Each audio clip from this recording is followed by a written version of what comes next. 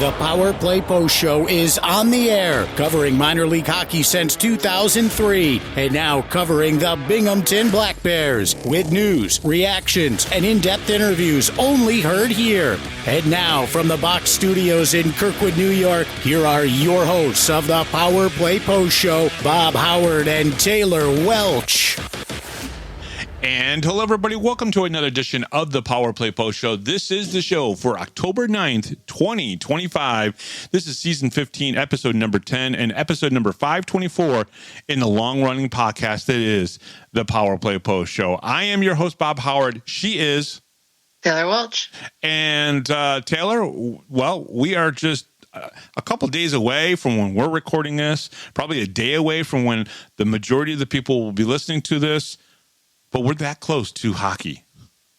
I know. It feels like just yesterday we were complaining about wanting summer to be over so we can get back to hockey. And now it's here. It's knocking at our back door. Yeah, it's definitely here. It's on our back door. I'm excited about it. I definitely am ready for it. Media Day was just, on Tuesday. And, I think the team is ready. I think they're excited. I put out the press conference. Did you watch the press conference video that I put out? I started to, and then I got busy at work, so I didn't actually get to finish it yet. But, Tyson and Brant are very confident. I know Brant really would like to see, a bunch of sellouts this year. I know Tyson is just really looking forward to the team winning another championship. And I got to imagine that if that's what is coming down from the leadership group, that's what basically the team is going to emulate from those two guys. So it's going to be pretty interesting. We will have more comments and words from Brant Sherwood, as I was talking with Brant earlier, later on, after Media Day was basically over. I went into his office and got some more time with him. And then I recorded with Gary Ryan from the Fed League Flash Show. We got a lot of good stuff for the fans here on the Power Play Post Show. And again, we're just a couple days away. I mean, and the coolness is in the air, right? You felt that today too, right? Oh, yeah. I'm so glad it's actually starting to cool down. Just kind of makes me more excited for hockey to be here. Yeah, no doubt in my mind as well. I just very much enjoy it when it gets to this cool weather like this. Before we carry on, the one of the guys that we're not going to talk about that I thought we would talk about a little bit more this year that we're just not going to start off this weekend is Dan Weber. And it's probably the thing that I said in the summertime worries me the most. We don't have Dakota Bond. Now Dan Weber's going to be up in the ECHL's Reading Royals, at least for camp. And, it's probably going to be a week later before their season starts. And we don't know if he'll go up and stay up there. If he does, great for him. But defensively, I think is going to be one of those things where you're going to have to rely on, really Cam Cervone, Jesse Anderson, and Dan Stone. Right, those three as the veterans, and then kind of like Luke Dobles is going to have to step up, maybe get a little bit more vicious in the corners, and same with a couple of the other rookies that are going to have to fill in. Scott Romakers is going to probably have to play D, and we'll probably see him playing D earlier or early on this season. What are your thoughts about maybe not having Dan Weber there and our defense just not being what we've been used to the last 2 years? I mean, it's definitely something to think about. I mean, Tyson has all the confidence in the world in this team, and so does Brant, and I'm sure most of the other guys do as well. So hopefully we can just kind of feed off of that. And in my opinion, as long as they kind of have the partners paired out pretty well, that they mesh the way that they should and kind of do the job that they need to do kind of thing, I'm not too worried about it. It does suck. I mean, at the end of the day, we lost a couple good guys, at least for the time being, whether they come back this year, next year, however the timeline might work. Mm-hmm. I think it's both. It's a hard thing because you're sad about it, but at the same time, knowing that guys like Dan Weber are trying out at these camps, whether it's the SP or the ECHL, it's a good thing to know that you can go from this league and kind of make it in other leagues. And I don't know if it's happened in the early years of this league or if it's just becoming more prominent as the league grows. But I think it's a good sign for the league that it keeps happening. But at the same time, it does suck for the team that the player is on. Yeah. And of course, we're not the only team to have this type of thing happen where players are up there. One of the things that Gary's talked about, and it's something that I really tried to tell people 2 years ago, 3 years ago, with a city like Binghamton coming in, with an owner like Andreas, who's only gotten better as an owner. He brought in Brant Sherwood, and Brant Sherwood almost immediately started changing the culture of single A hockey here at the Fed level. And I said, listen, there's going to be a time where there's going to be more players being called from the Fed to the ECHL, or there's going to be a lot of guys going into the ECHL camps.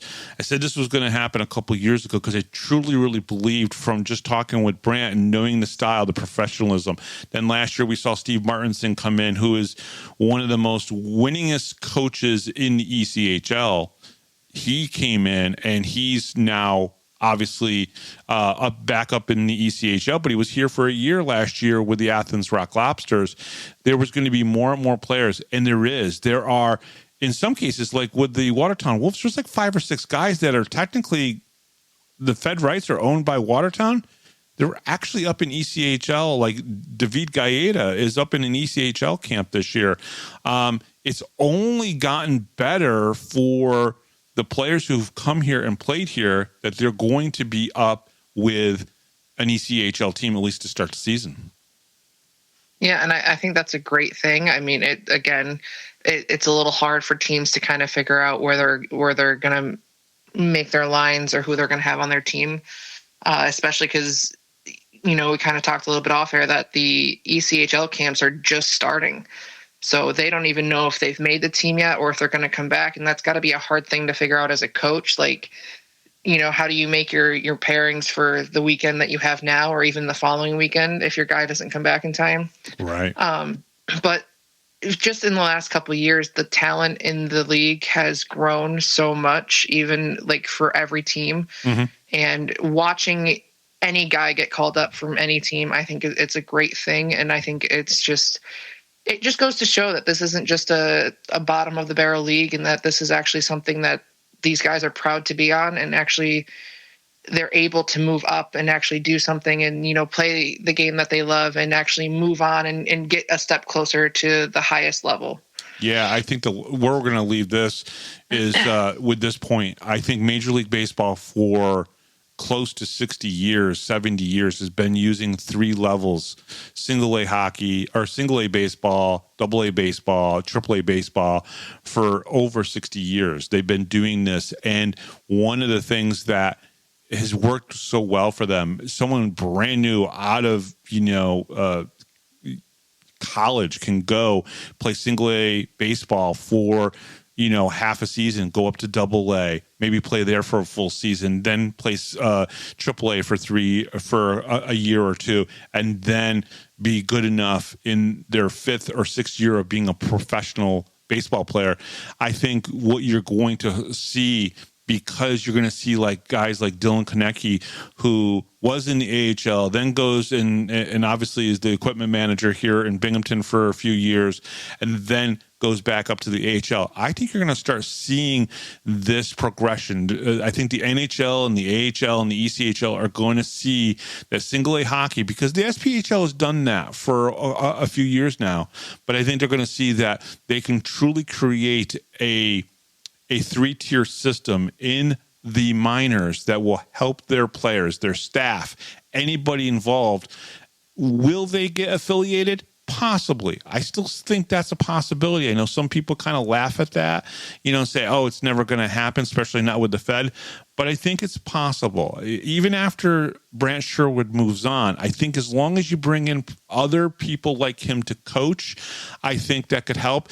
Having John Quinville, who played in the NHL, in the AHL, be here right now coaching with Brant Sherwood, I think that helps that scenario out, because I think other teams are going to be able to cash in on some of that cred that maybe Binghamton is creating right now. And I think it's just going to grow from there. Yeah, I definitely agree. I think bringing somebody in like Brant Sherwood, who, I mean, at first everybody hated him basically. I mean, he came in here and kind of just blew the whole thing apart. Yeah. But he knew exactly what he was doing, and he knew the ultimate goal that he wanted to achieve, and that's what he came to do. Yeah, I can tell everybody this. There was a conversation between he and the general manager of the Tampa Bay Lightning, which is pretty cool. So on the day that the preseason game happened, there was a conversation. So people know who he is and what he's doing here at the highest level of this sport. I mean, that's a pretty cool thing. All right. The Power Play Post Show is available on all major podcast platforms, including Spotify, Apple Podcasts, Pocket Cast, YouTube, and Amazon Music, and iHeartRadio. Just search Power Play Post Show on your favorite app, and please don't forget to subscribe. Join the conversation on Facebook. Search for Power Play Post Show and become part of our community. Looking for everything Binghamton hockey? Well, just go visit binghamtonhockey.net, your go-to source for stats, history, and all things Binghamton hockey. And coming up on this episode of the Power Play Post Show from the Binghamton Black Bears head coach, Brant Sherwood, he gave me some more quotes, and, we had a nice 14, 15-minute conversation in his office after media day. And from the Fed League Flash, I also talked to Gary Ryan, who was at his first media day as well, for him, at least, which was pretty cool for him. But Taylor, let's talk about this upcoming weekend's games. We have 2 games against the Watertown Wolves to start talking about. Yeah, just around the corner. The first 2 games of the season are coming up this weekend. Both of these games are against the Watertown Wolves. Friday night, we'll see the Wolves in Binghamton for banner raising ceremony night. Saturday, we'll see the Black Bears make their first road trip up the North Country for the game 2 of the weekend, also versus the Wolves. Okay, so let me ask you, are you going to the first road game?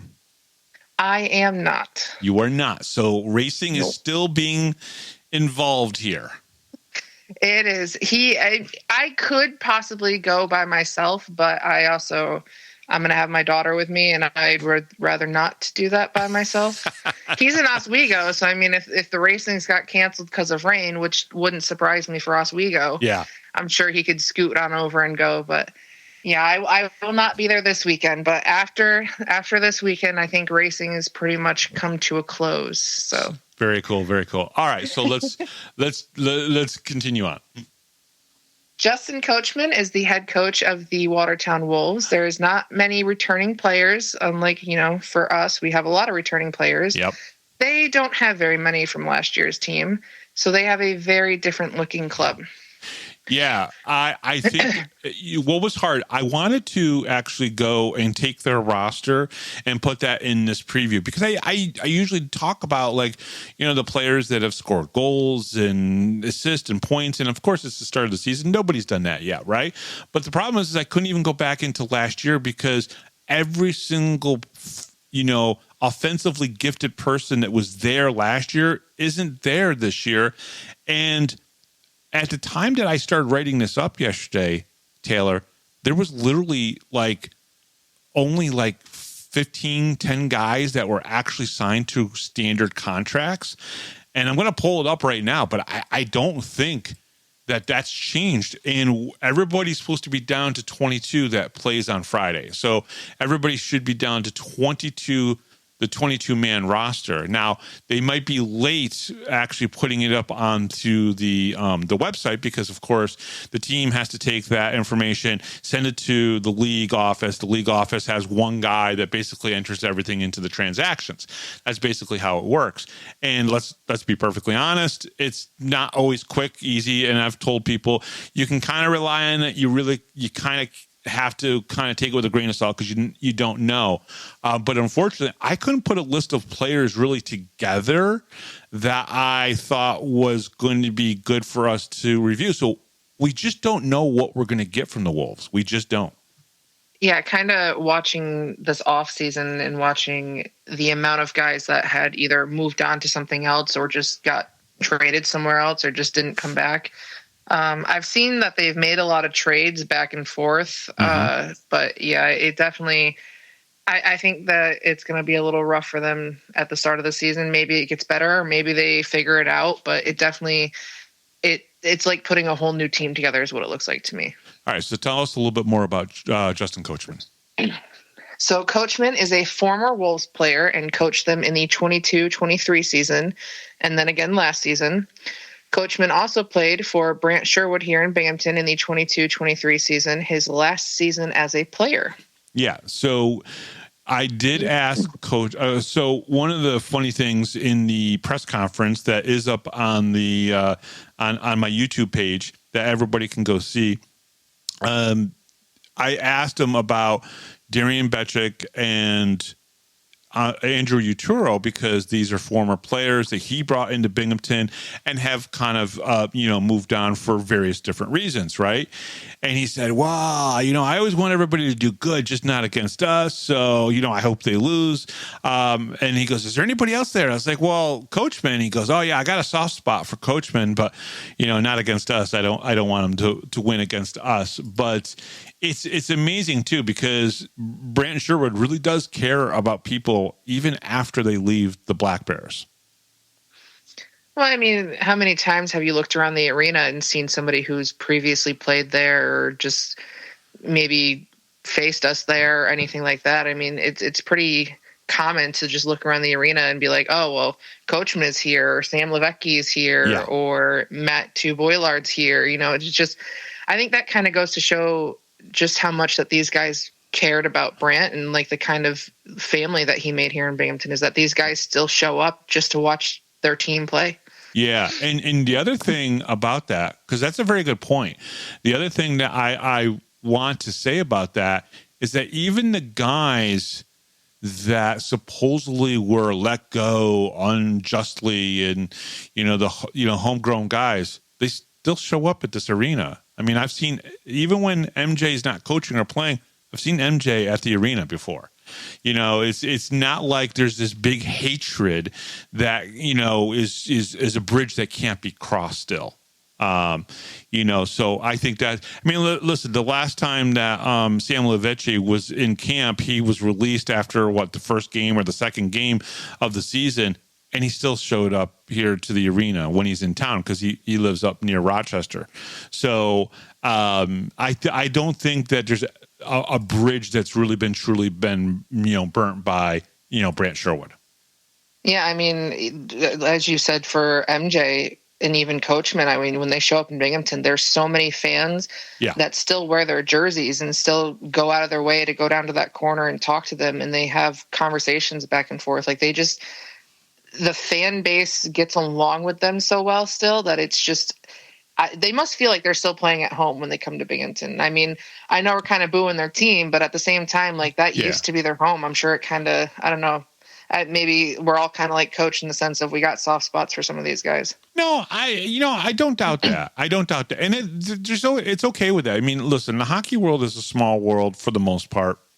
And I think that a lot of times what will happen is when a player leaves a team, he has to know when you leave a team, you may cross paths with another player, or you might cross paths with a player that you played against in the future. And so you have to kind of keep that bridge gate open a little bit so you can kind of mend those bridges sometimes, or those fences, so to speak, and just make sure that you're always ready and able to be on a team that maybe somebody was there that you either played with and you left, or they left, or somebody that coached you, or something to that effect, because it is something that you definitely have to, make sure that you do it the right way when you leave, because you never know when you're going to meet up with that person again. All right, let's talk a little bit about Taylor, the one person we know a little bit about on the team. Now, of course, there are guys that are probably going to be playing that we're going to know really well. Okay, but let's talk about the one guy who I think is going to make the biggest impact for the Wolves. So Brendan Colgan played last season in Baton Rouge and in Watertown. Colgan, in his 4-year FPHL career, has 55 wins, 22 losses, and 4 overtime losses. has a career 2.64 goals against average and a 915 save percentage and 5 shutouts. He started his career in Watertown before playing 2 seasons in Columbus and then last season in Baton Rouge and in Watertown. Yeah, so he's going to be the guy. Listen, he's going to be the goaltender that's going to be in net. I mean, unless there's an injury or something crazy happening, I got to imagine Friday night when the puck is dropped, Brendan Colgan's going to be the netminder. Now, there are going to be other guys that we're going to know from this Watertown team. I personally think because you do have Brendan Colgan on the ice, and he's going to be your goaltender, and he's a good goaltender. And I mean, his numbers are obviously pretty clear: 2.64 goals against average and a 915 save percentage in his 4-year career. That's pretty good. And I truly think that you have to build a good defensive team that plays a physical brand of hockey around that goaltender. And seeing that you're probably your two of your 3 biggest veterans are going to be Jake Schultz and Kyle Powell on the ice, I think you got to play a defensive game. I do think Colgan is a decent goalie, but at the same time, you can only play as a goalie as good as the team that's playing in front of you. And being that I feel like Watertown's so jumbled up with all these new guys coming in, I don't see them meshing very well, at least not in the first couple games, however many it might take. Mm-hmm. Which I feel like it's going to make it harder for Colgan because I mean, the Black Bears like to get a lot of shots on goalie, whether they're all goals or not is one thing, but yeah, they certainly like to make that goalie work. And if you don't have a good team, a strong defense in front of you, that's going to tire him out pretty quick. No, I don't disagree with that at all. And I think that what they're going to have to do, if Watertown is going to play well, they're going to have to make the least amount of mistakes they can. They're going to have to stop the Black Bears from taking a lot of shots, which I think will be probably the most difficult thing for them to do, because I don't think they're going to score a lot. I don't think they're going to be able to come in and score 4, 5, or 6 goals in Binghamton. Last year, they were able to do that. Last year, they were able to score goals in the first 3 or 4 weeks. They had a high-powered offense but this is a completely different team. There is literally and Brendan Colgan didn't even start the season last year with the Wolves. So you don't have one person that was in the starting lineup in night 1 last year against the Black Bears on the Wolves this year. That's crazy. The Black Bears have probably at least 10 to 12 guys that were with the team to start the season last year. That's a crazy number how much it's changed, but there was such a turnover thing in Watertown only about 4 or 5 weeks into the season that just totally changed their season completely. Yeah, for sure. And I mean, even the guys that they have on the team that have played there before also played in Binghamton. So there's a good chance that most of our returning players know how those guys play, or at least know their style in a sense that it can either benefit them or it can be used against them. So I think for Watertown to have a decent chance, they would have to have control of the puck for most of the game. And that is a very hard thing to do. Yeah, it's almost impossible to do against this Black Bears team. Justin Coachman, obviously, played here, but he's going to be the coach. You have Kyle Powell, who everybody here in Binghamton knows, and a lot of the players know in Binghamton. Jake Schultz, same thing. Last year, he was a linesman. You have Darian Benchik, and then you have Andrew Uturo. So Brant knows those two very, very well because, of course, he recruited them, drafted them, brought them into the organization, and now they're going to be playing for the Watertown Wolves. Most likely, unless there's an injury, I got to imagine they will be in the lineup on Friday and Saturday. And you do that because they know this team. Whether or not they can make an impact, we don't know yet. We really don't know yet. But all right, Taylor, let's talk a little bit about some of the numbers from last season. So last season, the Wolves finished in 4th place. They won 28 games, lost 23, and then 4 in overtime, finishing with 83 points. All right. The Black Bears and the Wolves met 8 times last season. The Wolves won the second game in the 8-game series, and that was it. The Black Bears won 7 of 8 meetings. Now, Taylor, that was, of course, the second game of the season, which was the only game that the Wolves beat against the Black Bears was at home. Banner raising ceremony night. Obviously, I've harped on that. That was the game that I wish, out of all the games that they lost last year, I wish they would have won that game. But it's the only game that the Wolves were able to beat them. Now, the night before that, the opening night of the season, which was up in Watertown, the Black Bears only won that game 3-2. So the Wolves looked good against Binghamton, at least in the first weekend last year. But that was it. Yeah, it seemed like it started off strong and then just kind of fell apart, which is not a great way to start your season.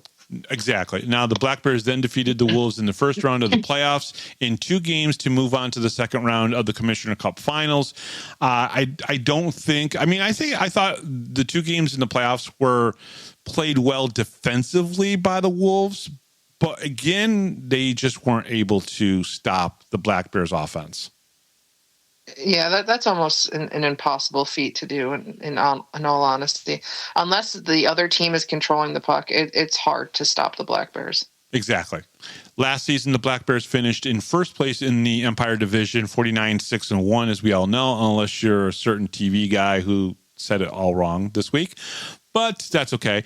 And lost only 1 game in the playoffs and won their second straight Commissioner's Cup championship. Going into this matchup this weekend, the Black Bears will likely have 15 returning players on the roster, with Dan Weber in Reading with the Royals, versus the Wolves, who have very few, if only Colgan, returning from last season. I think Kyle Powell played there last season, didn't he? I think so. I don't know if it was the whole season or if he came in later. Yeah. I feel like he came in later, but I could be wrong on that. Yeah. This means we don't know what to expect from the Wolves this weekend. Will they be a good defensive team with Kyle Powell and Jake Schultz leading the defense for the Wolves? Both were former Binghamton Black Bears, as we've mentioned before. Will they have any high power scoring forwards? They have 6 players in ECHL training camps right now: Perilat, Simanchuk, David Gaeta, who everybody should know, Della Savita, Trevor Graspy, and Oliver Bodine. So they own the rights of all those guys, and they're all up in ECHL camps. There is a possibility, I guess, those guys could all come down, and they would probably really help Coachman's team. I just don't know if it's going to happen. I don't know if those players will come here or if they'll try to go find jobs in the SP. I don't know. And I listen, if Coachman's listening to this, dude, you got many hats. You're running the team, general manager. You're doing all the social media stuff. You're doing all these things. You got a lot of stuff on your hats.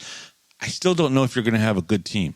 And I don't want to like bust his chops and everything, but I just don't know if it's going to be a good team. I don't know if players are going to want to come down there. I mean, I don't know what they get in return if they come to Watertown at this point.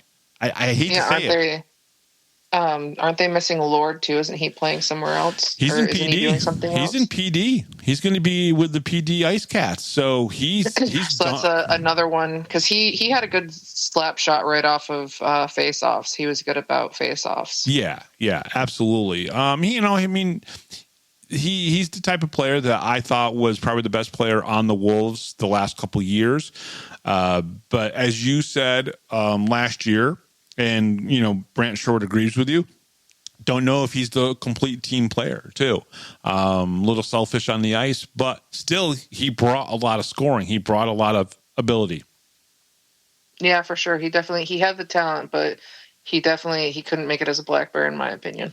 So, again, we don't know if these players, if they get released by the ECHL teams that they're at in camp, will they come to Watertown? We don't know.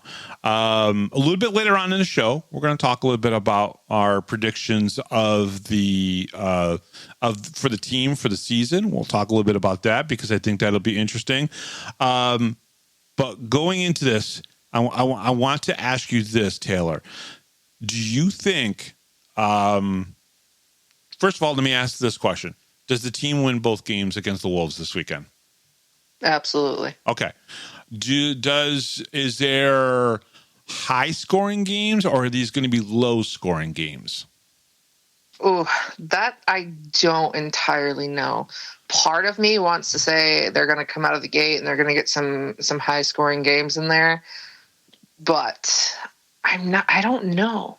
That's a hard one because like our forwards, they're pretty similar to last year. Yeah. So that like I could see how that happens. The defense, I mean, if they've ironed that out, I don't.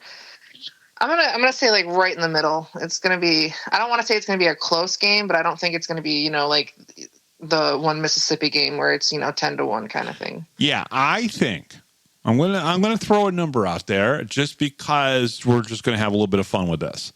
I think the first game they don't want to listen to me complain for the whole season that they lost the banner raising game. I really think that players have heard it. They've probably heard me. They probably be like, "Oh gosh, Bob, let it go."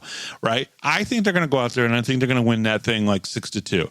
And then I think the next night in Watertown, I have a feeling it'll be more like a 4-2, 3-2, 3-1 kind of win for the Black Bears. I think they win both games, but I think it changes a little bit once they get up in Watertown because Taylor, when they get up to Watertown, for some reason, the team plays a little bit differently in those small little barns. Like they played a little bit differently down in Hudson Valley in both of those rinks down there and up in Watertown. They just play a little bit differently.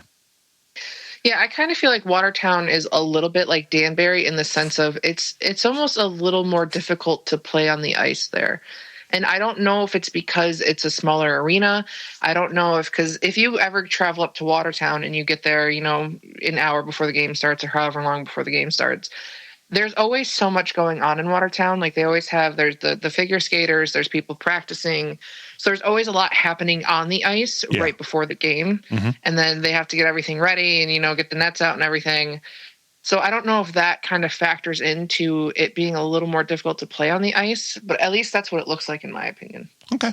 Interesting. All right. So coming up next here on the Power Play Post Show is our exclusive interview with Brant Sherwood. This is all the audio that you have not heard or seen yet based on the press conference that was released. But I sat down with Brant Sherwood and Taylor and I will be back after that. So stay tuned. We'll be right back right after this, right here on the Power Play Post Show. Hi, this is Don Biggs from the 92-93 Binghamton Rangers. Hi, this is Brandon Bolchinski. This is Grady Wittenberg, the voice of the Binghamton Senators, and you're listening to the Power Play Post Show.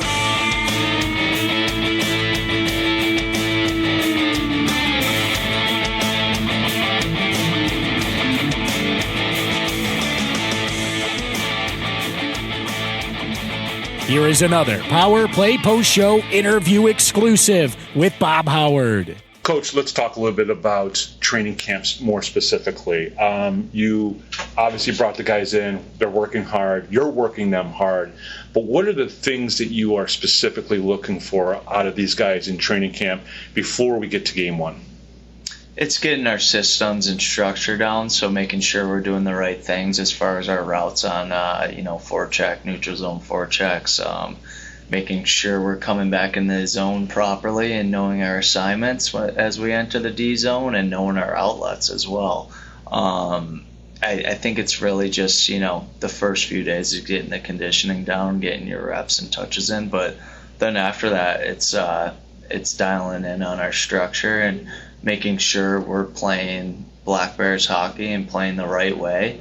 That's, not cheating the game and making sure we capitalize on other teams' mistakes and we're not making the mistakes. We're ready for all types of situations on the ice, and I think Q and I have done a great job at getting these guys prepared, whether it's through video, through meetings, through drawing up on the board, and then demonstrating it in practice. You have two veterans. How do you teach old dogs new tricks, bringing them in, having them acclimate into your system? Well, luckily for Mac Jansen, a lot of similarities with the Roanoke Rally Yard dog system. So, I take pieces from places I've played and I really like Roanoke's D-zone, so that's pretty familiar to him. But as far as our forechecks go, control breakouts, even breakouts on the power play, how we enter the zone, it is different. So it's a little adjustment, but these guys are smart, and they know exactly what they're doing, and they know how to work out the timing and spacing as far as matching speed up the ice. If that's a control breakout we're doing, they just need a couple more reps at it. But as far as Bondo goes, his hockey IQ really, makes up for it. So these guys are always trying to get better. I know, you get to 28, 29, 30 years old, it's like, how much better can a guy get?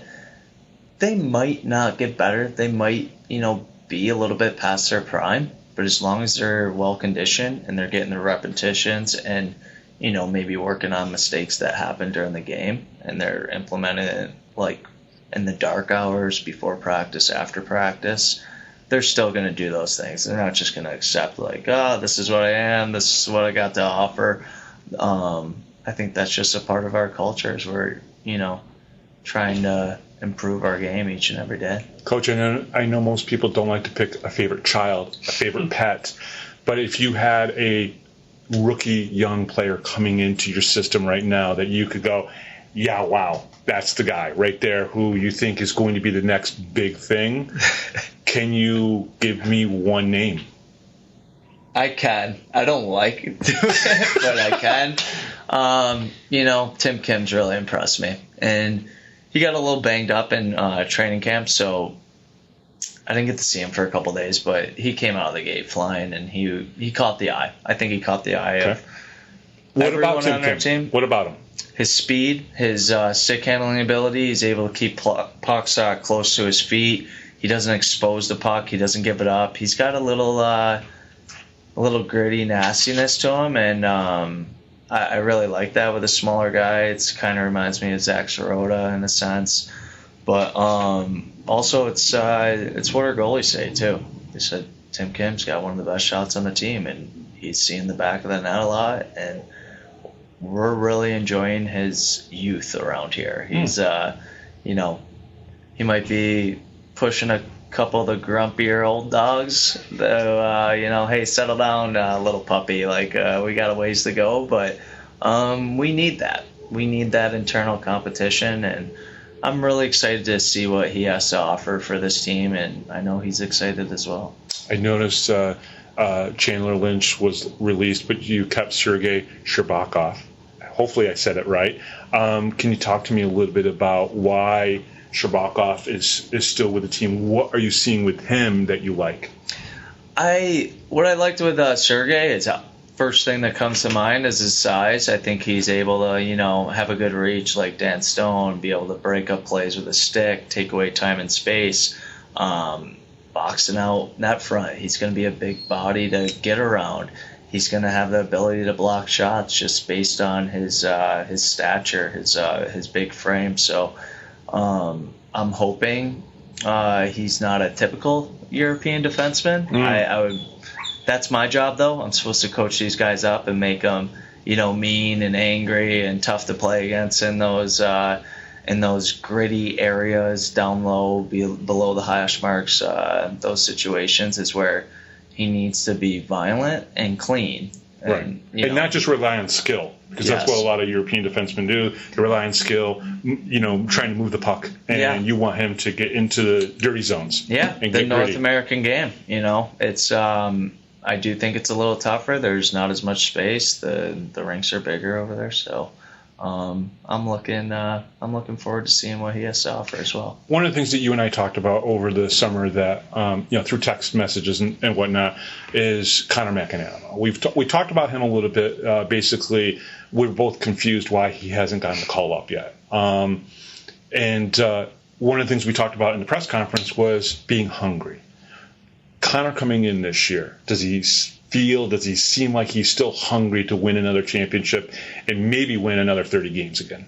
I don't think that guy's messing around. And, if he's here with us, he's going to be getting 40-plus games, in my opinion, unless, injuries happen, stuff happens. So Right. that's kind of what Connor and I talked about. And yeah, I'm still surprised I haven't got a call for Connor. I know some SP teams reached out, but I think we're at the SPHL level where It's a lateral move now. he's really earned. Yes, it is, and he's really earned the right to be a starting goalie in single A. And I think some of those calls from the SPHL are like, oh, here's an opportunity for you, kid. And it's kind of, I think if they had a different approach of like, hey, you can come in and be our guy, I think we might be losing Connor. But right now his mentality is, he's with us, and if he's not with us, he's in the coast. Awesome.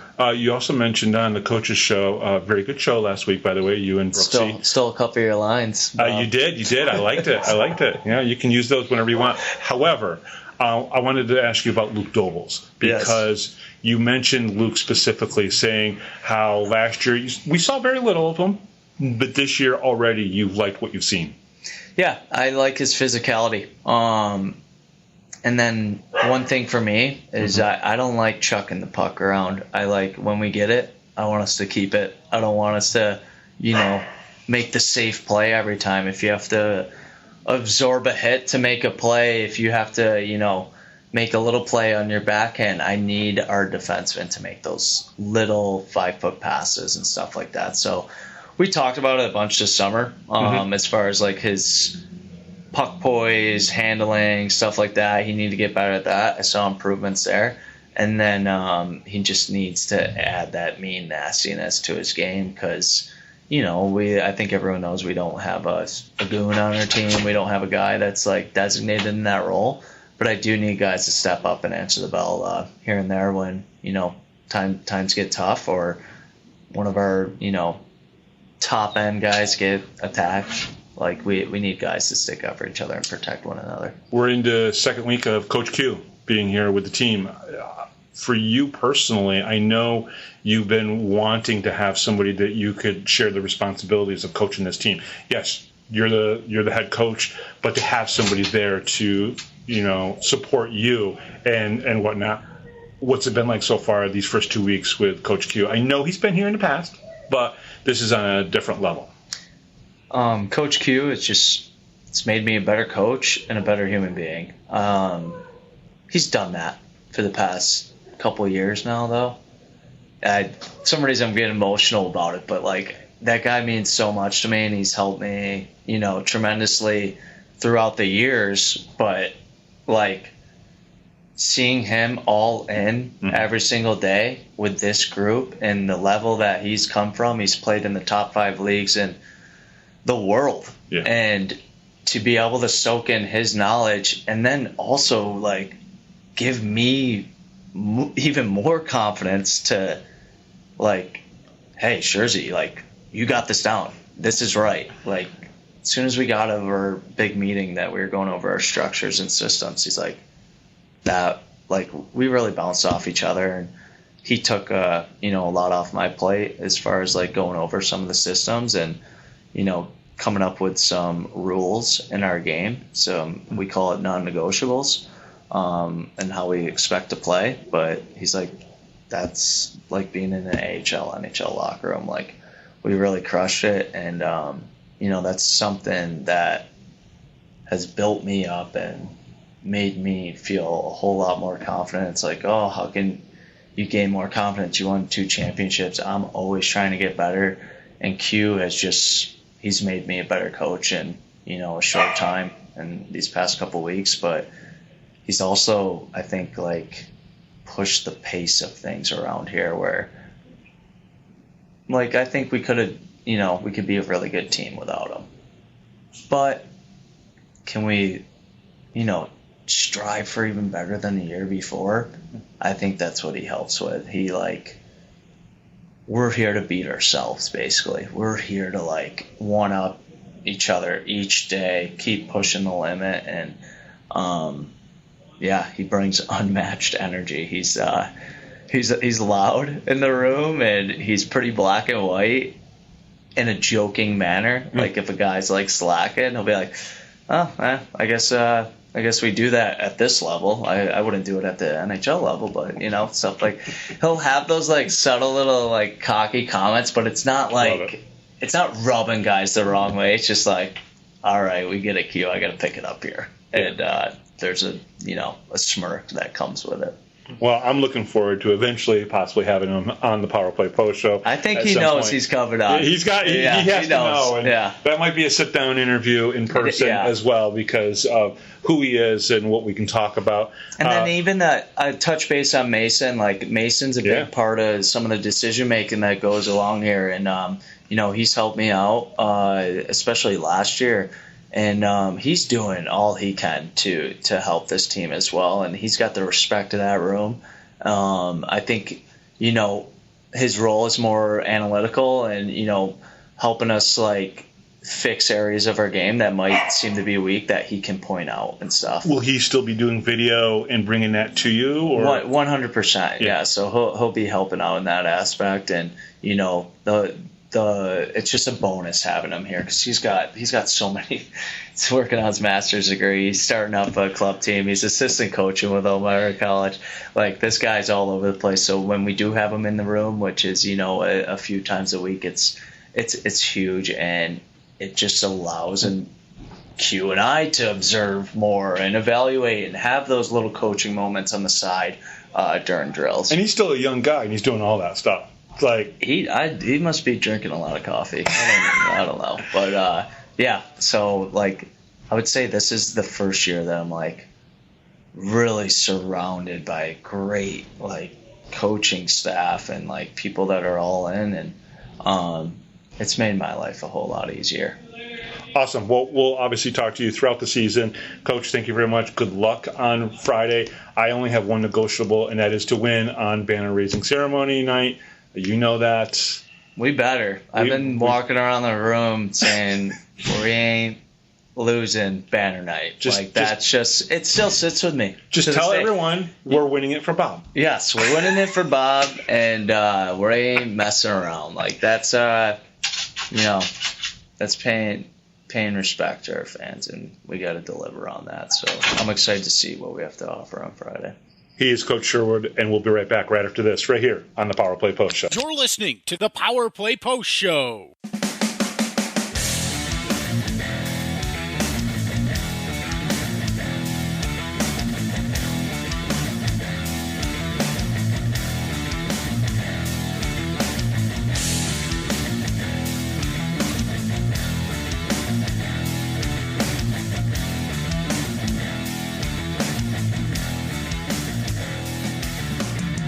Here is another Power Play Post Show interview exclusive with Bob Howard.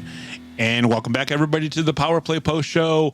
And that was Brant Sherwood, the head coach of the Binghamton Black Bears. And Taylor, let's talk a little bit about the upcoming Black Bears season. Give me your prediction on how you think the team will do. I think Tyson sums it up pretty great. Between Brant and Tyson and the whole leadership team, they all seem pretty confident. And I think that's kind of the mindset they had when they started last season. They came into it with the right mindset and they knew the goal that at the end of the day, what they were trying to achieve. So I think as long as they do that and they come in with the right mindset and they stick to that goal, it's going to be a three-peat. So you are predicting that they're going to win the third championship in a row. Of course. Got to get another reason for them to dislike the Black Bears even more. No, that's true. That's true. It's true. Very true. I'm kind of like on the same vein. Like, I don't know if they're going to win 49 games or 50 games because that's been talked about a little bit amongst the leadership group, whether or not they can repeat that same level of success. I think they win the championship. I don't see a problem with them winning the championship. I don't see a team that, like, if Carolina, now Twin City, right? Because we got to call them Twin City now, or we'll be, probably slapped with a lawsuit. So we have to call them Twin City Thunderbirds. If they would have, I mean, they lost Mario Cavallari, which you brought up to me. He, is not listed on the Felder report. And, I kind of had a feeling that was coming and everything because of everything that was going on with Mario. Nothing wrong, just that he decided not to come back for some reason. But, they didn't upgrade, their team. Their team, I don't think, is better than it was before. I mean, even the Black Bears, I don't know if they improved over Oliveri and Kyle Steffen with Bondarenko and Mac Jansen, because we haven't seen those two play yet, even though they've been successful in the SPHL. I mean, Mac Jansen won a championship with CJ Stubbs. So obviously there's some quality there.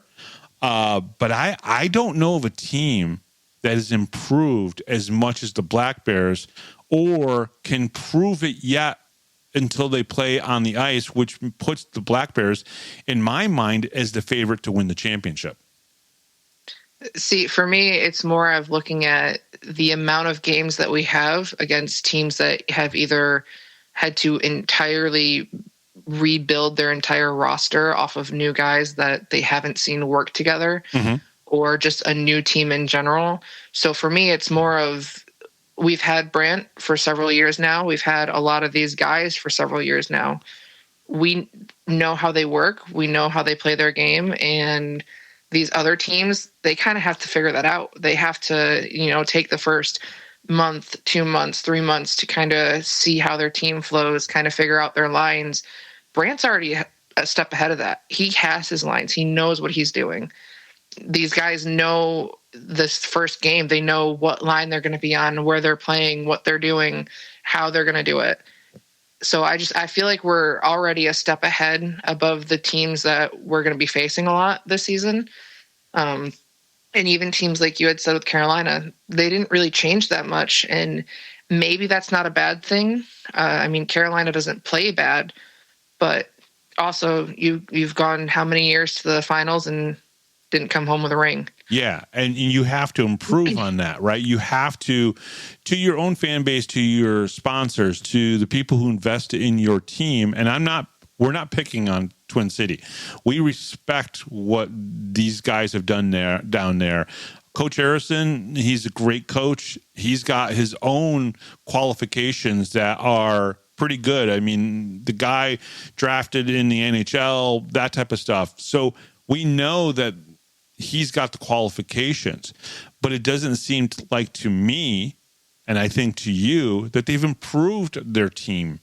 And if you haven't improved, if the second best team in the league, which is going to be the Thunderbirds from last year, hasn't improved their team. Now, Athens might have improved a little bit, and they might be good.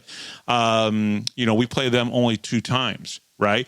Danbury, I don't know if Danbury has improved themselves. So I think when it comes down to it, I predict they're going to win the championship. Do I know that they're going to win 49 or 50 games? No, I don't know. I didn't know that they were going to win 49 games last year. I was going to be happy with 40 games, right? Get to that even number. That was the joke with Brant. But I have to say that I think 45 wins is very possible, and I think they win the championship. I think they three-peat. Yeah, I mean, I agree with you. I do think that I see it possible for them to win more. The only thing that I think could hurt that in any way, in my own opinion, is that Watertown had to completely rebuild the roster. Yeah. Danbury, in my own opinion, kind of built their roster based on guys that can fight, I guess. I don't even know if fighting is the right word, but guys that can kind of go out there and make a mess on the ice. I'll just say it that way. But if we can have the mindset going into Danbury that they're not going to give in to all of that, all the taunts, all the this, all of that, all the on ice stuff that doesn't need to happen on ice. If they don't give into that, Danbury has nothing. Yeah. Because that's what Danbury feeds off of, being able to kind of get in your head and toy with you. And even the fans, they try to get in the players' heads. They'll say things. They just, that's what they do the whole night, is they try to get in players' heads. And for the most part, they just don't care. The guys on the bench are laughing it off. They're unbothered. And I think if they can keep that mindset, it's going to bother Danbury even more, and they're going to slip up. Yeah, and if they do not have the issue like they did last year when he went down to Danbury and the water bottle was thrown and the beer was thrown across around the grass, as long as that kind of thing doesn't happen, I don't see how Danbury can beat us that many times. And then you look at that. Well, I mean, how many games do we play against Danbury next year? I mean, it's 16 times. We play against Watertown 17 times. That's 33 games. And if you can get 30 wins out of those 33 games, and I think that's possible. I think that's extremely possible that between Danbury and Watertown, the Black Bears are going to get 30 wins. That's 90 points if they win all those in regulation. It is very possible. I don't think Danbury offensively has improved. I think maybe physically they got better, right? They might be more physical. But what does that necessarily mean if you still can't put up 5 or 6 goals to beat the Black Bears 5 or 6 goals? Yeah, because in my opinion, the physicality, the talent has to match the physicality. You can't have guys going out there, laying hits, but not being able to produce, because then you're going to hurt your own team in the end. Because then you're going to have a guy sitting in the box with another guy, and it adds up in the end. Yeah, I don't disagree with you. Okay, so Taylor, who scores the most goals by the end of the season? I was going a little bit back and forth. I'm glad that I read this ahead of time before we actually started recording. Yeah. Because I've kind of been tossing it around. In right off the hat, I would say Tyson, because it's Tyson. But at the same time, if he takes more of that leadership role where he's last year, I noticed, he did get a lot of goals last year. I think he still had the most on the team. Nope, second most. Austin Thompson had 39 and Tyson, I think, had 37. Okay. So I feel like watching Tyson last year, he kind of, I don't want to say step back, but he kind of he kind of pushed other guys forward. So he set other guys up to get goals. And I think if he keeps going that route, just because I think he's really good at doing that. I don't really know. I was thinking, does Swain kind of have a breakout year where he, comes out and just shows his stuff? Because he was really good the few games that we did get to see him. Okay. And then another part of me was does Stubbs find his groove and just hammer in some goals? Because I know at one point last year he had the monkey on his back, but once he got that off, he seemed to fit right in. Well, let me throw this one at you. What about Gavin Yates? If he goes up to the top line and plays along with Tyson Kirkby and CJ Stubbs, why not Gavin Yates have a 35 to 40 goal season? And this is why it's so hard for me to try to pick one person, because even in that sentence, why not Austin Thompson? You're putting him on the second line, but with people he's paired up with, who knows? Maybe he does better. I don't. Yeah, it's very hard to sit here and even think which guy is going to do it, because truthfully, any one of them could do it. Okay, here's my pick on this. I think it's going to be on the second line. I think it's going to be Mac Jansen. I think he is going to score the most goals at the end of the season than anyone else on the team. Well, I guess we'll have to wait until the end of the season and see if you're right. All right. Now, are you going to go definitively with one person? I guess I'm going to stick with Tyson. Okay. So Tyson versus Mac Jansen. Let's see who at the end of the season. All right. So now, considering that basically Brant Sherwood said at the end of last year, or at the end of the press conference, he basically said that Connor McAnama, or he said it during the press conference, I'll learn how to speak at some point during the season, I'm sure. He said that Connor McAnama is going to be the number one, right? So the question here now is, how many wins does Connor get this season?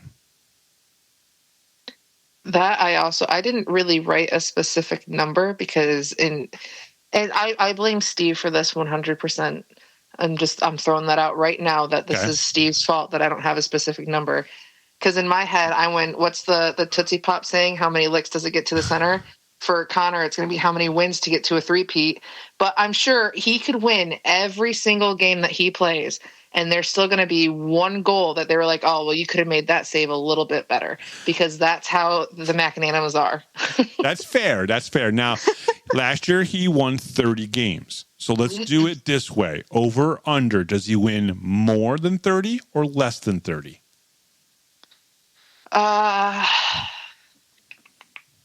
I'll go with more. You're going to go with more. Yep. I think, personally, Eggy and whoever might be the third goaltender might actually get a couple more games than last year. I think the number is just below 30. I think it's like 28 or 29. But it doesn't mean the team isn't going to win. I think the team is still going to win with Nolan, whether it's Wyatt Friedlander. I just think that I'm going to go the under, you go the over, okay? I'm fine with that. I don't. After last year, where Connor was like, "You're playing me, or we're gonna fight." I don't know if I want to. I don't know if I'd ever take that man out of the game, to be honest. Yeah, I do like that quote. That quote's pretty cool. All right. So now one of the things that Brant Sherwood was kind of like talking about at the press conference, but really kind of off air, and I'm kind of throwing him out there and everything. He thinks that this city should show up and sell out for the Black Bears. And he wants to see at least 20 plus sellouts. Now, I don't think that can happen, but I want to ask you, because the schedule is weird and we only have 9 home games after February 1st. I think it's 9. It might be 7. How many sellouts do you think the team is going to have this year? I said at least one more than last year, but kind of just playing off of what you just said. Having only a handful of home games after, the beginning of the year and stuff, it does kind of sound like a bad thing. But at the same time, maybe people will get the itch to, come see the guys play at home, that more people will show up. All right. Because last year we were kind of, every weekend, we had a game. We were constantly go, go, go, go. So now maybe a little spread out. They might be like, oh, well, they're home this weekend, we should go. So it might be beneficial in that sense. I'm not entirely sure, but that's how I'm going to look at it, at least. Well, I'm going to pull up, let's pull this up here. So in October, no sellouts. We did have the one game, the home opener was 46-26. I think we might hit 4,500, maybe 4,600 again. I did not look at the attendance this morning or this afternoon before we started recording. Let's see here. They had 2 sellouts in November. Okay, they were back to back against the Dashers and the Port Huron Prowlers. Then they had one in December that was New Year's Eve. First time they sold out on New Year's Eve in Binghamton, and I think 15 years maybe. It's been since probably the early Sens days. So that's 3 total so far. Then in January, they had a sellout. That's 4. In February, they had another one against the Motor City Rockers. That was a 7-3 win, so very good. So that's, let's see, what are we at now? That's 2, 3, 4. Thank you. I'm glad somebody's counting. And then in March, there were 3 sellouts. So that got us to 8, right? There was the game March 1st against the Dashers. There was March 15th against Carolina. Great game to go to. If you went to a sellout and it was a 1-0 game, what a great game. And then, of course, versus Danbury, there was a sellout near the end of March. And then there were 2 sellouts in April. That puts us at, I believe, 10 for the regular season. My prediction. I think we had 11. No, I'm pretty sure it was. I'm pretty sure. I mean, maybe not. Maybe well, because there was there wasn't a sellout in the playoffs at all. Believe it or not. Well, other than the championship game that was 5,013 fans. If maybe that's what you're referring to, but in the regular season, I'm pretty sure it was 10. So there's 5, 6, 7, 8. 9, 10, yeah. So 10 in the regular season, 1 in the playoffs. But regular season, I'm going to go with 12. I think we increase it to 12. But I don't know if we can go any higher than that. Yeah, because I think the previous year, didn't we have like 9? Yeah, it was like 8 or 9. Yeah. Yeah, so I'm going at least one more than last year. So you're saying 11, I'm saying 12. Yep. Okay. All right. Well, we have one more interview for you. It's my conversation with Gary Ryan. We talk a little bit about the league. We talk a little bit about the Black Bears raising another banner. So we'll be back after that interview with Gary Ryan right here on the Power Play Post Show. You're listening to the Power Play Post Show.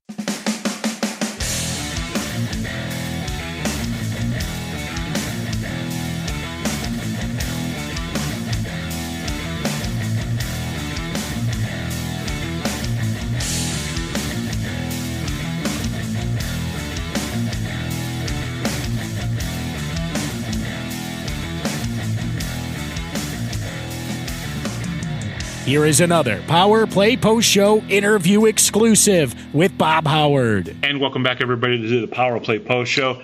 Sitting here in the media room at the Visions Veterans Memorial Arena with my good friend Gary Ryan of the Fed League Flash. Gary, congratulations. You just got to experience your first media day here in Binghamton. A little bit of a press conference with Brant Sherwood, Tyson Kirkby. Some of the guys were down on the ice getting some video promo kind of shots kind of done. For you, what was your first media day like? Oh, it was pretty cool. I used to be in radio years ago, but I never got to do anything like that. Everything was always just me in the control room behind the board. So this was having the live interaction. It was pretty cool. In the next few days, the Black Bears will be raising their second championship banner, third for the city. As you know, the Binghamton Senators, obviously in 2011, won the Calder Cup and they raised a banner. In your eyes, is there another team in this league that has been able to put together the complete package for more than 2 years like the Binghamton Black Bears? No. The closest probably would have been the Carolina Thunderbirds before COVID. The COVID season basically killed off their chance at possibly repeating. We don't know if that was going to happen or not because there were a couple other really good teams in the league then. There's a lot of debate as far as what if, how things would have played out. But they had come off of their really great year, best record in Fed history. Which still stands. Yep, barely. Technically. But, it just didn't happen. And then, of course, now it just seems like they're able to get close and just not cross the finish line. Yeah, and especially the last 3 years, as Carolina has been the Continental finalist going into the championship series. We heard from Brant Sherwood. We heard from Tyson Kirkby. You got to sit in on my interview with Brant Sherwood as well. One of the things that I talked about, I think with both of them, was how do you stay hungry? Do you think that it is easy or tough? Is this one of the toughest things to have in hockey when you've won a couple championships, to be hungry? Yeah, I think it's tougher than making the initial climb. I think it's why we don't see the New York Islanders winning 4 straight. We don't see that now. We don't see the Montreal Canadiens of old where they're just winning year after year after year. Although Florida's possibly becoming one of those teams, right? Well, and we thought the same thing about Tampa Bay just 3-4 years ago. And now, we're wondering, do they have enough? So. But do you think the Black Bears are coming into this, do you think they'll be hungry enough to get a third?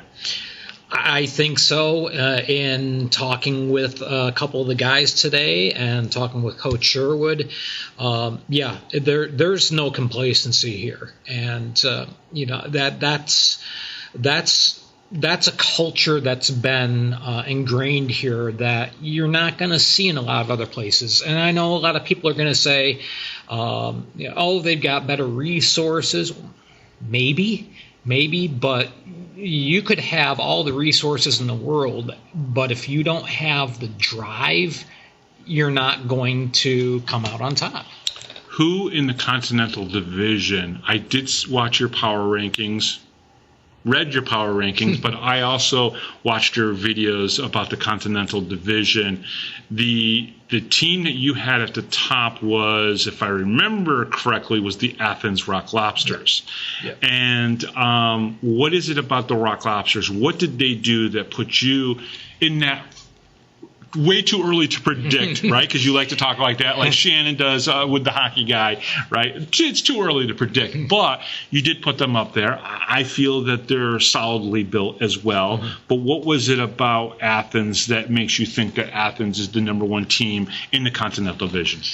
Well, first of all, they started off great with Coach Martinson, one of the best, if not the best, coach in minor league hockey history.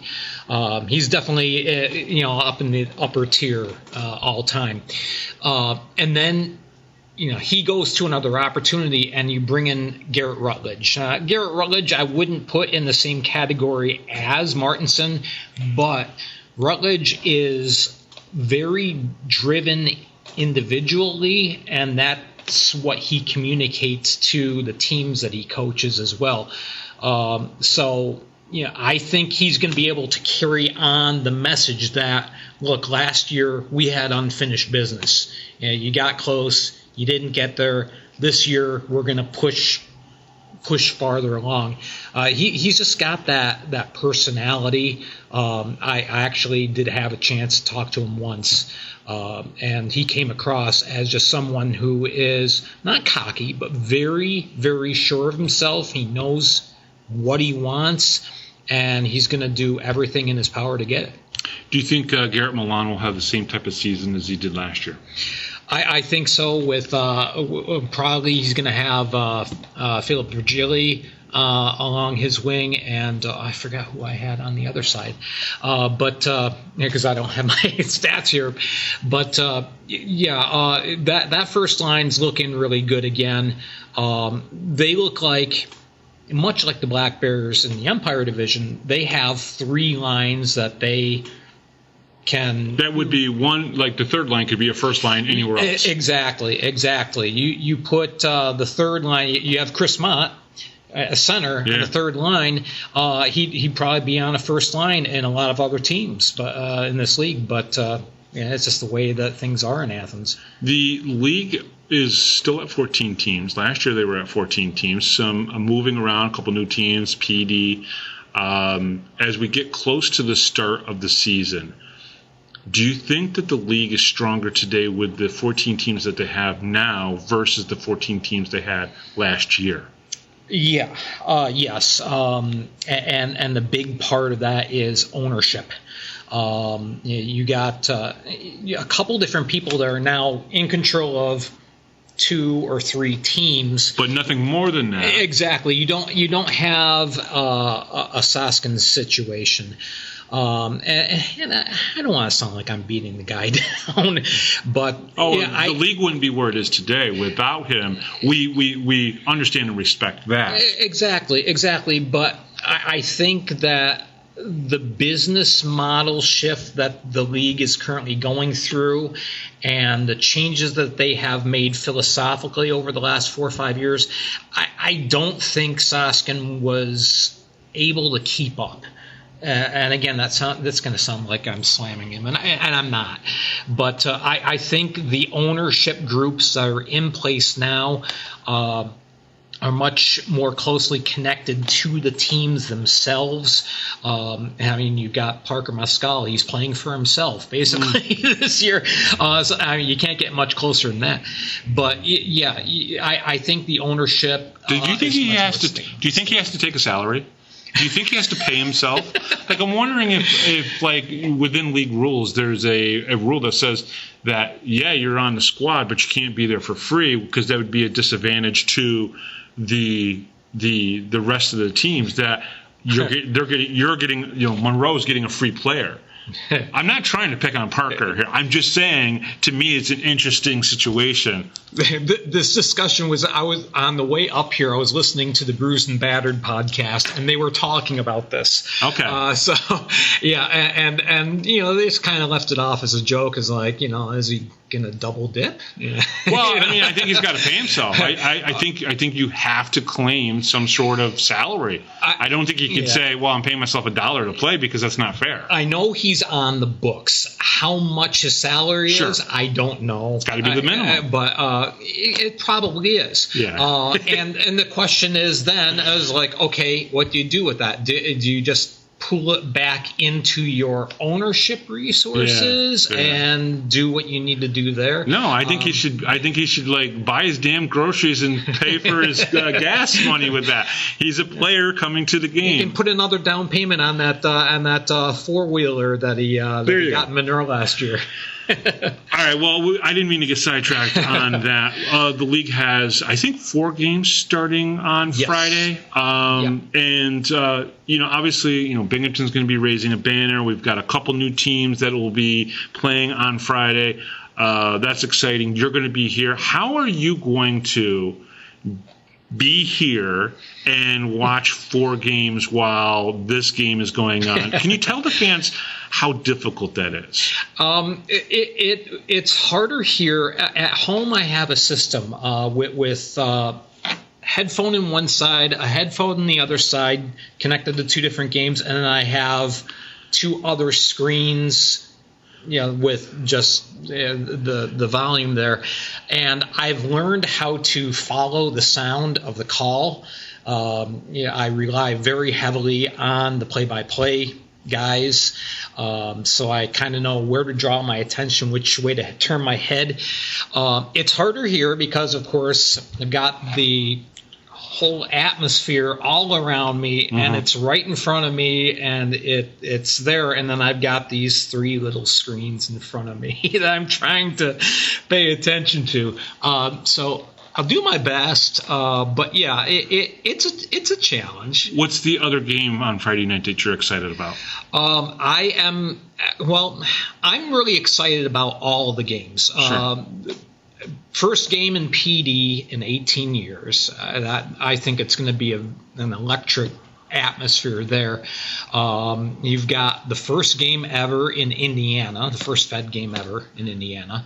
So that's going to be very interesting to see. And then, of course, you've got the big showdown in Danbury between Port Huron and Danbury. And if you don't know, and if you're listening to the show and you watch the Black Bears, go home and watch the highlights, because either nothing's going to happen and we're all going to be like, oh, that was a bummer, or we're going to be talking about that first game with Ben Brockway coming back to Danbury, and after planting the flag last year, after basically defeating Danbury in the playoffs. That should be interesting. Now, you've watched a lot of hockey for a long time. We just watched what Tampa Bay and Florida did in a preseason game. Okay? Do you think we see something in Danbury? I mean, do we see a fight? Does he drop the gloves and that ends it? Do we see a brawl? Do we see the benches clear? What exciting thing are we going to see, or are we going to be disappointed? I don't know about disappointed, but this is what I just have a very strong hunch that this is the way the game's going to play out. I think the first period is going to be very contentious, very long, very penalty-filled, and then at the first intermission, they're going to go into their locker rooms and say, okay, we got all that stuff out of the way. Let's go play hockey and win a game. So I kind of have a feeling second and third periods are just going to be normal, I guess. Normal. So if it's going to happen, it's going to happen in the first period, and then I think it will. Second and the third will be just regular hockey. Yeah. Port Huron's really boring ass forechecking hard and just like boring the crap out of people, and then Danbury getting frustrated, and then all the cameras will be on the fans anyways, throwing stuff. Yeah. Okay, I'm just kidding. I'm not saying that's going to happen, but it could. And when we get into the 2 or 3 weeks a lot of the players come down from the SP or come down from the ECHL that are up in camps right now. When you did your predictions, were some of those predictions thinking about some of those players coming back down? Yes, and at the same time, that's still difficult because just talking about, like, for example, Weeb's up in Adirondack, or no, Reading. Excuse me. He's down at Reading. He's yes. down in Reading. Yes. The question is, okay, is he going to come back? Yeah. At this point, you look at some of the players that have gone up to camps. First of all, I'm impressed that there are an equal amount of call-ups to the ECHL compared to the SP this year.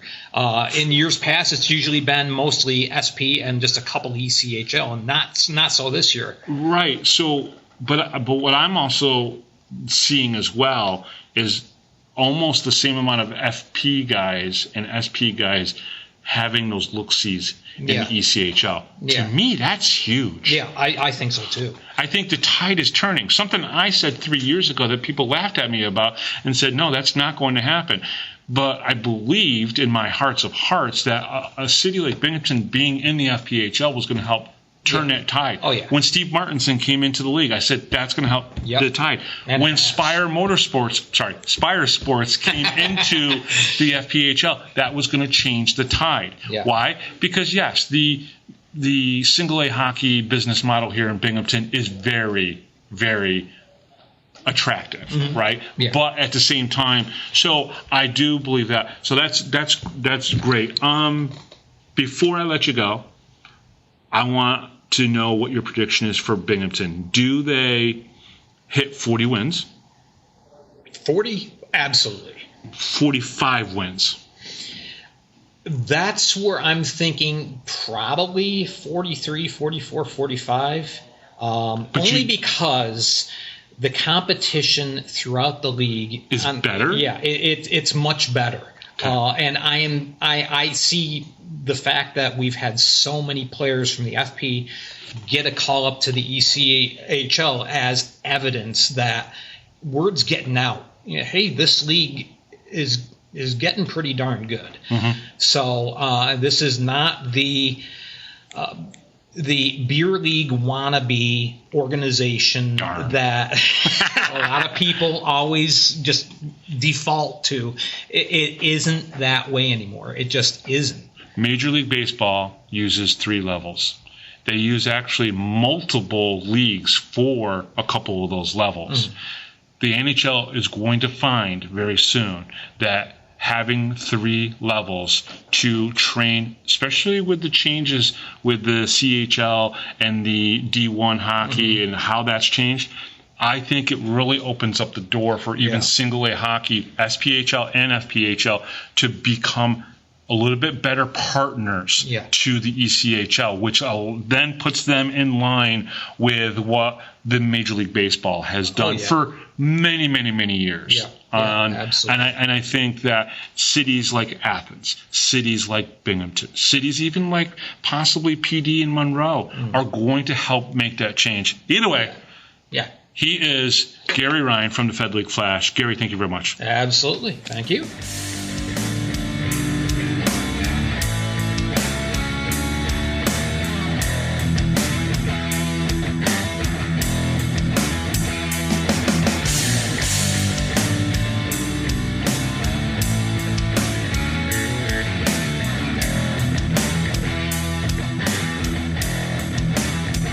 If you're a Binghamton hockey fan, then you need to check out binghamtonhockey.net for all your news, stats, information, the Binghamton Hockey Hall of Fame, top 10 lists, profiles, and so much more. That's binghamtonhockey.net.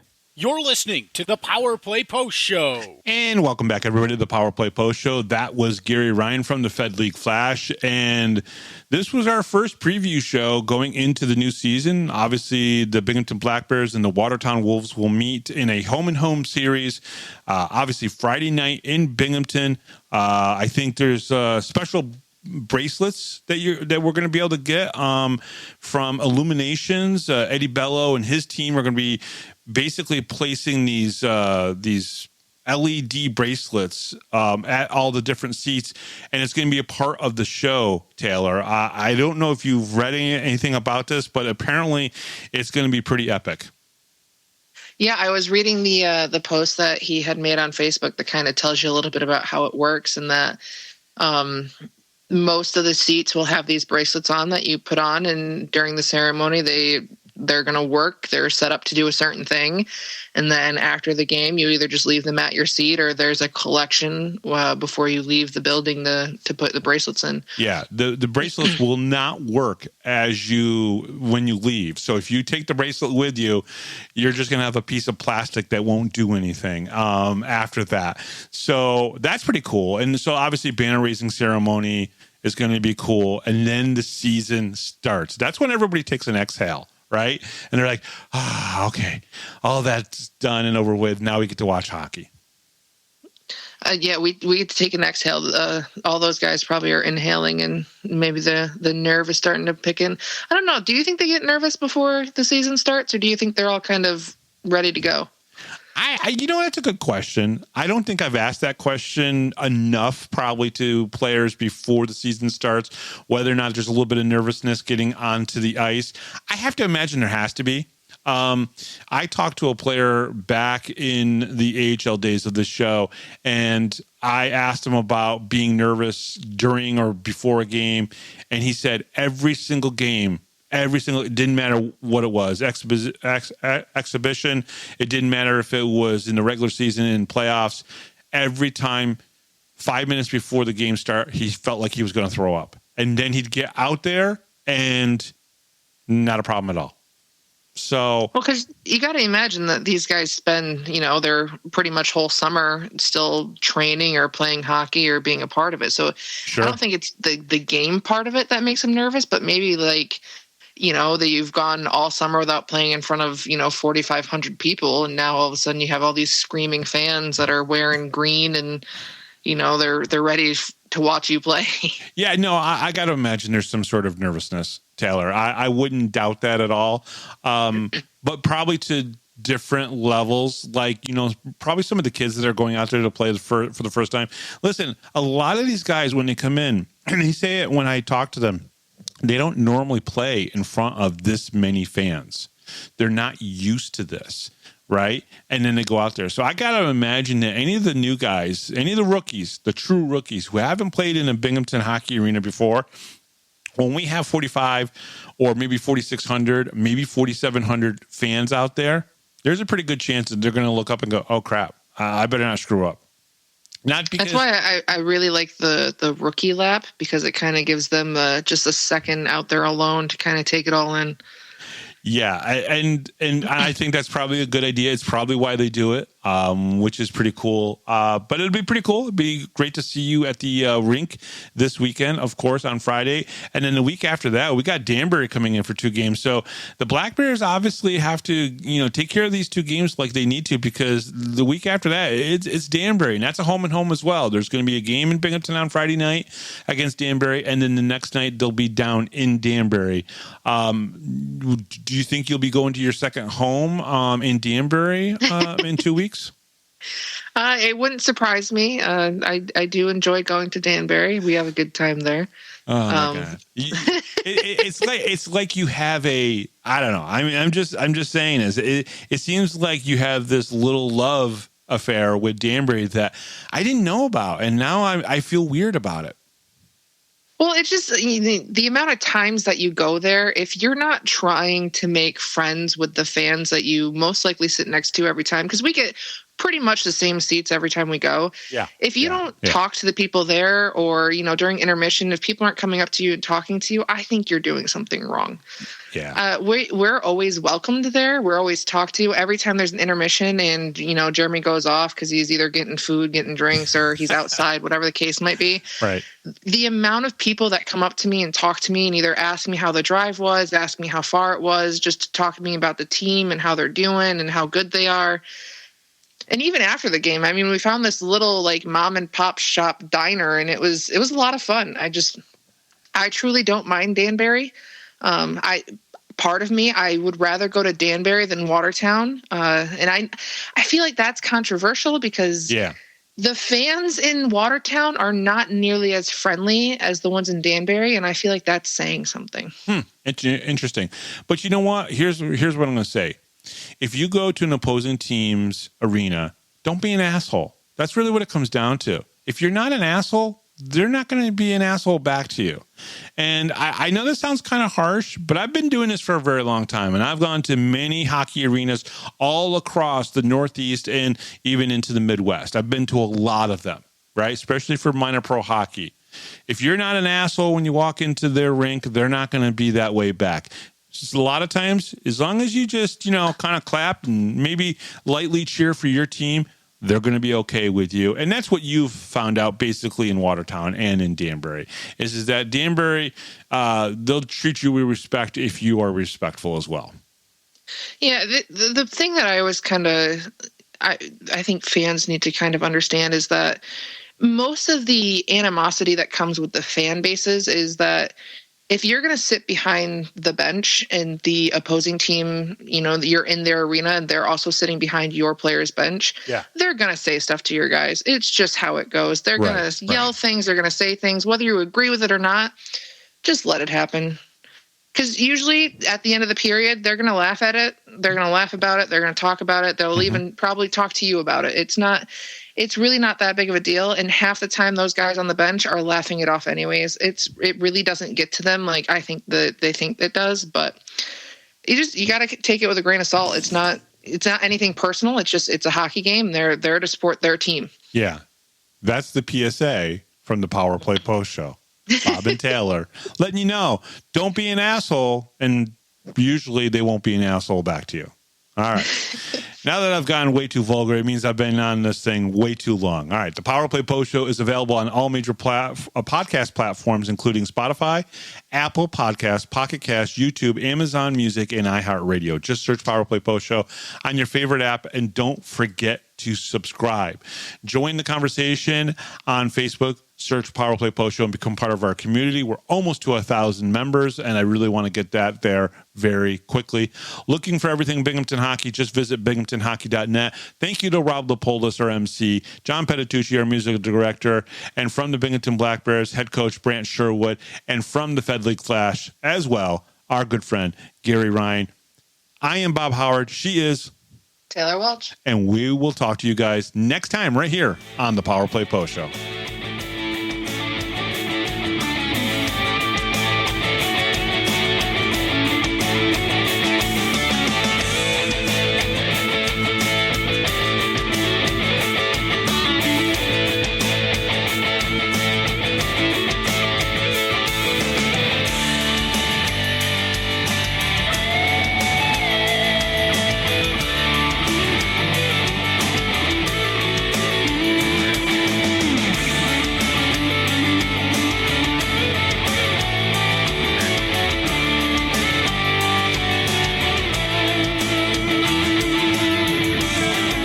Thanks for listening to this edition of the Power Play Post Show. Be sure to tune in next week to the Box Studios Radio Network for all the latest Black Bears news and interviews from around minor league hockey.